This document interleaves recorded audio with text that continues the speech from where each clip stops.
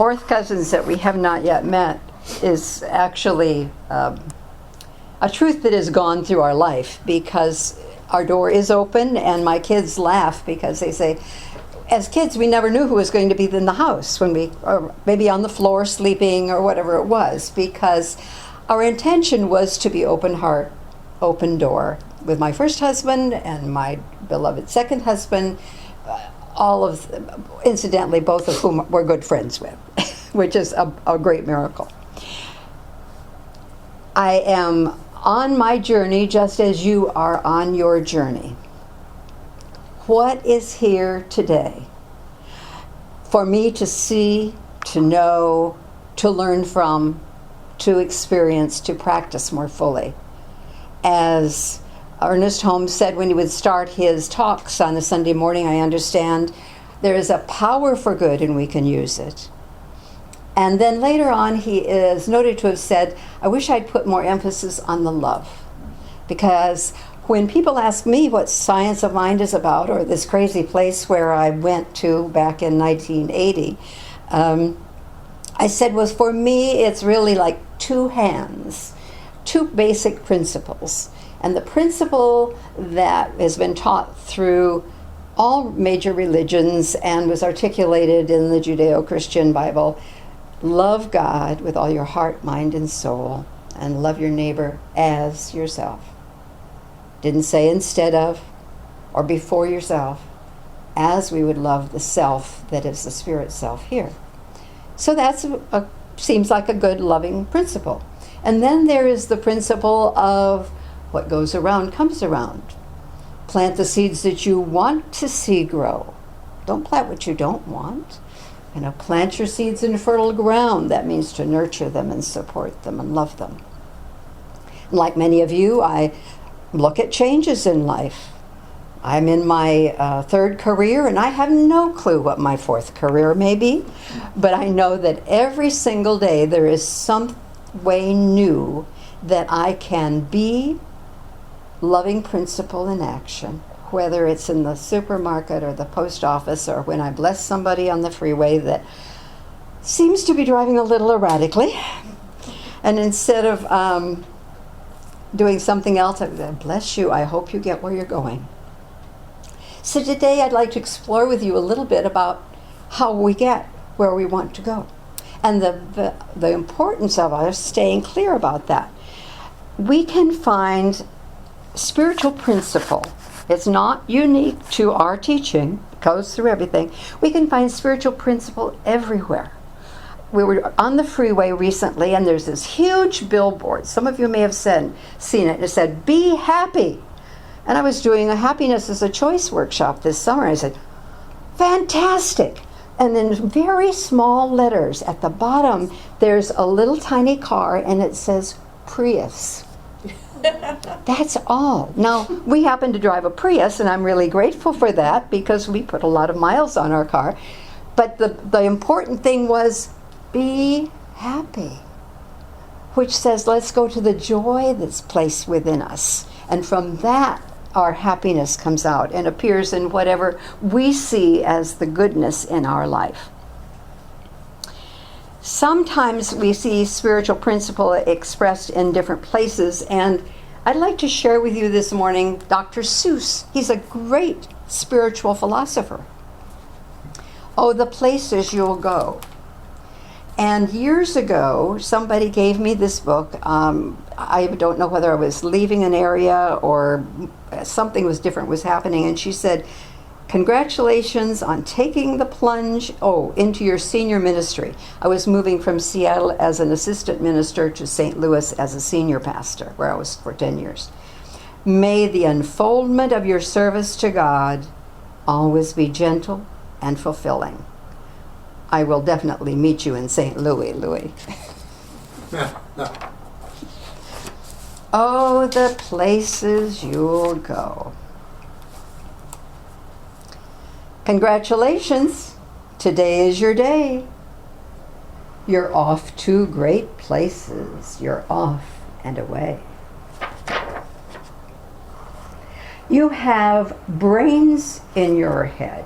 You have feet in your shoes.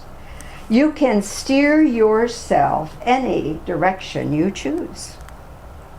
You're on your own. You know what you know. And you are the guy who'll decide where to go. I'll bet Reverend Chris tells you that all the time. You can choose your own direction. Good, harms no one. You'll look up and down streets, look them over with care. About one you'll say, I don't choose to go there. With your head full of brains and your shoes full of feet, you're too smart to go down any not so good street. And you may not find any you'll want to go down. In that case, of course, you'll head straight out of town. Oh, it's opener there in the wide open air. Out there, things can happen, and frequently do, to people as brainy and footsy as you. Yes. And when things start to happen, don't worry, don't stew, just go right along. You'll start happening too. Don't worry, don't stew. Choose faith over fear. Oh, the places you'll go. You'll be on your way up. You'll be seeing great sights. You'll join the high flyers who soar to high heights. You won't lag behind because you'll have the speed. You'll pass the whole gang and you'll soon take the lead. Wherever you fly, you'll be the best of the best. Wherever you go, you will top all the rest. Except when you don't. Because sometimes you won't. I'm sorry to say, but sadly it's true that bang-ups and hang-ups can happen to you. You can get all hung up in a prickly perch and your gang will fly on. You'll be left in a lurch. I guess that's when we turn to prayer, isn't it? Oh, you'll come down from the lurch with an unpleasant bump, and the chances are then that you'll be in a slump. And when you're in a slump, you're not in for much fun. Unslumping yourself is not easily done. And what do we do when we're in a slump? Call Reverend Chris. You'll come to a place where the streets are not marked. Some windows are lighted, but mostly they're dark. A place you could sprain both your elbow and chin. Do you dare to stay out? Do you dare to go in? How much can you lose? How much can you win? And if you go in, should you turn left or right 3/4, or maybe not quite, or go around and back and sneak in from behind? Simple it's not. I'm afraid you will find for a mind maker upper to make up his mind. You can get so confused that you'll start in to race down long, wiggled roads at a break-necking pace and grind on for miles across weirdish wild space, headed, I fear, toward a most useless place, the waiting place. For people just waiting. Waiting for a train to go, or a bus to come, or a place to go, or the mail to come, or the rain to go, or the phone to ring, or the snow to snow, or waiting around for a yes or a no, or waiting for their hair to grow. Everyone is just waiting. One of my grandchildren got excited. I have a little tear. No, that's not for you. Somehow you'll escape. You'll find the bright places where boom bands are playing. You'll find not waiting and staying, but find boom bands are playing. With banner flip-flapping once more, you'll ride high, ready for anything under the sky. Ready because you're that kind of guy. Oh, the places you'll go. There's fun to be done. There are points to be scored. There are games to be won. And the magical things you can do with the ball will make you the winningest winner of all. Fame. You'll become famous, and famous can be with the whole wide world watching you on TV. Except when they don't. Because sometimes they won't.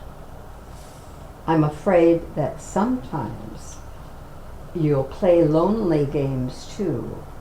Games you can't win because you'll play against you. All alone, whether you like it or not. Alone will be something you'll be quite a lot. And when you're alone, there's a very good chance you'll meet things that scare you right out of your pants. There are some down the road between hither and yon that can scare you so much you won't want to go on. But you will go through, whether it be foul, or you will go through though your enemies prowl, on you will go through the hacken's cracks howl, up many a frightening creek, though your arms may get sore, and your sneakers may leak. On and on you will hike, and I know you'll hike far and face up to your problems, whatever they are. You'll get mixed up, of course. As you already know, you'll get mixed up with many strange birds as you go. So be sure when you step with care and great tact, and remember that life's a great balancing act. Just never forget to be dexterous and deft, and never mix up your right foot with your left. And will you succeed? Yes, you will indeed. 98.75% guaranteed. Kid, you'll move mountains. Yes.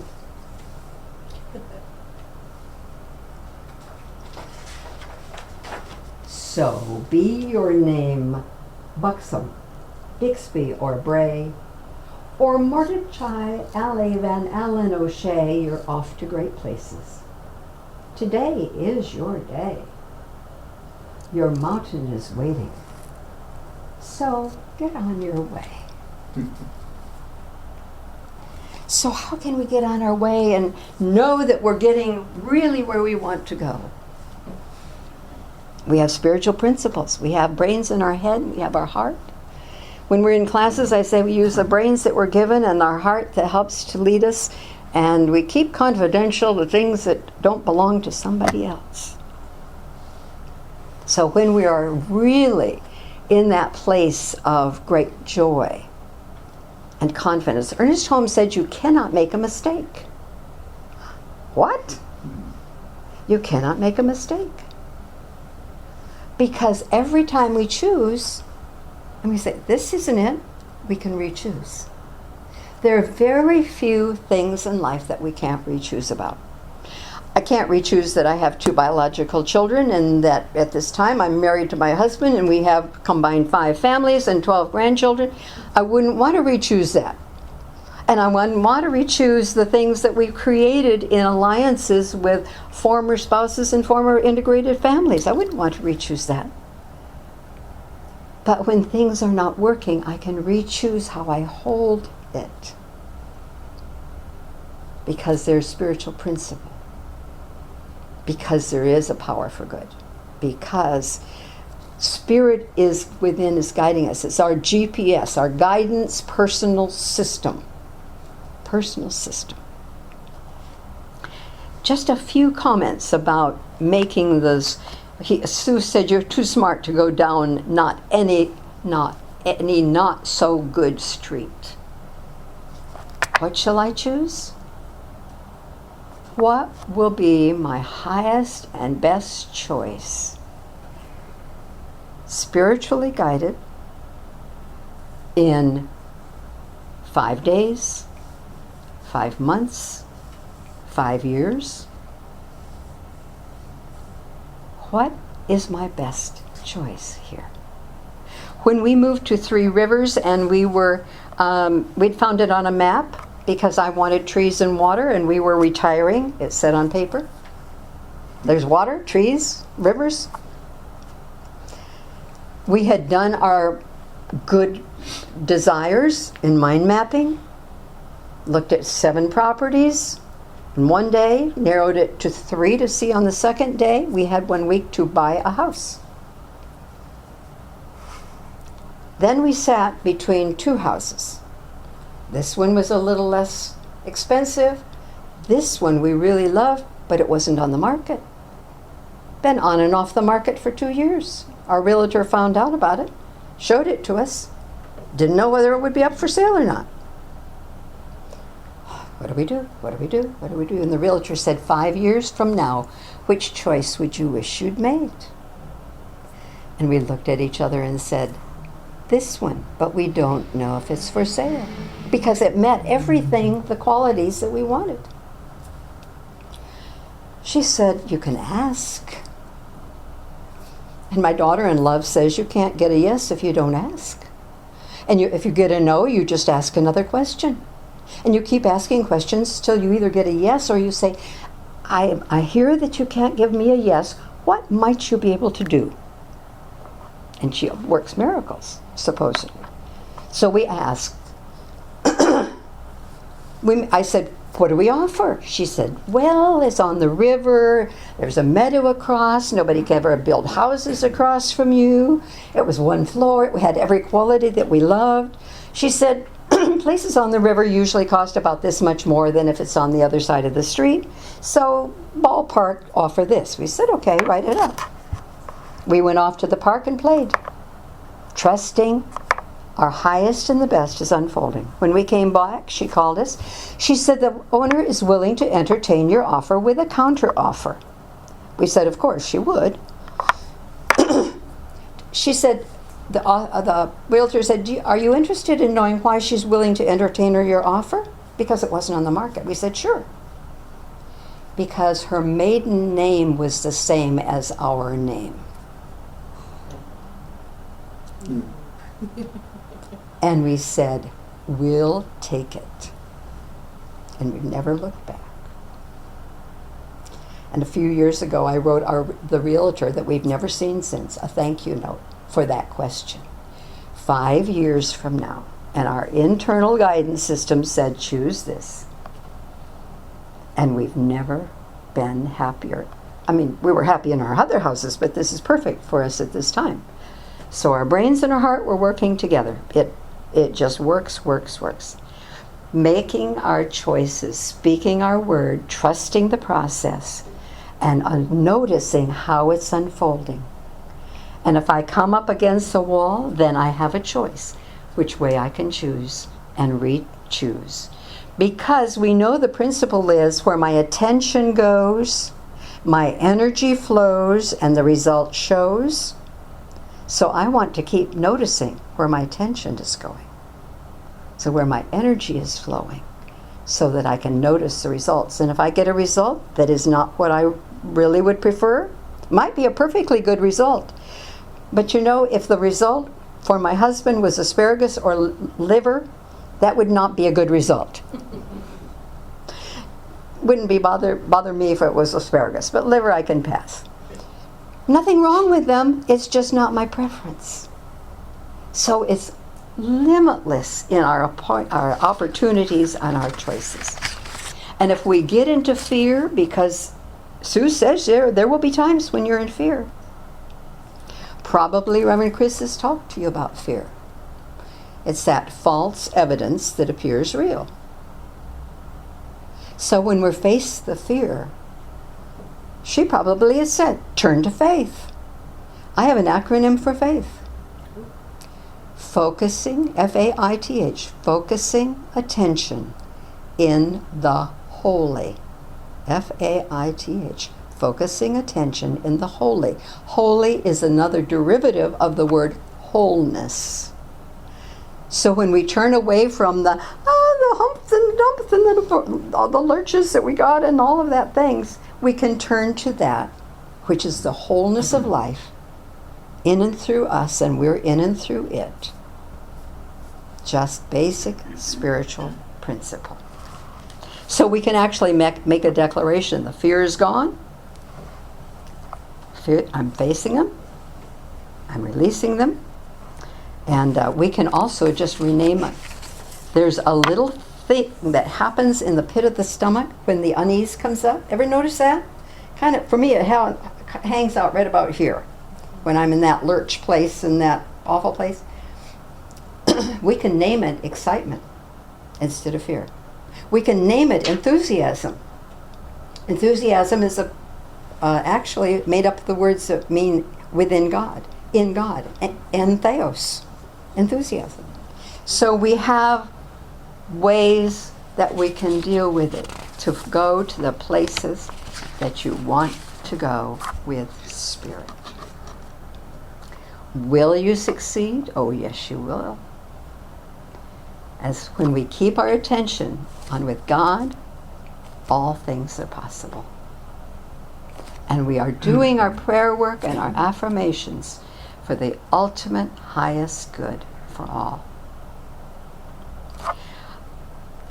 Reverend Chris earlier said you can just open up anywhere and you'll find what it is. I always have that little, oh yes, when I'm looking for something, and I thought, I'll bet in my book I have something about change and dealing with it, and so I just opened the book, and the book has an affirmation for each week as well as daily affirmations, and the affirmation for this week that was in May is this, and I'm going to close with it, and I invite you to hear it as a closing prayer. I am grateful as I speak my word of acceptance. I step into exciting experiences and beginnings. My mind and heart are open to the creativity of Spirit that is expressing in new and surprising ways. I am open to guidance as to my next choices, knowing that all is unfolding for my ultimate highest good. Because of this assurance, I am proceeding with joyful confidence and peace of mind. And so it is.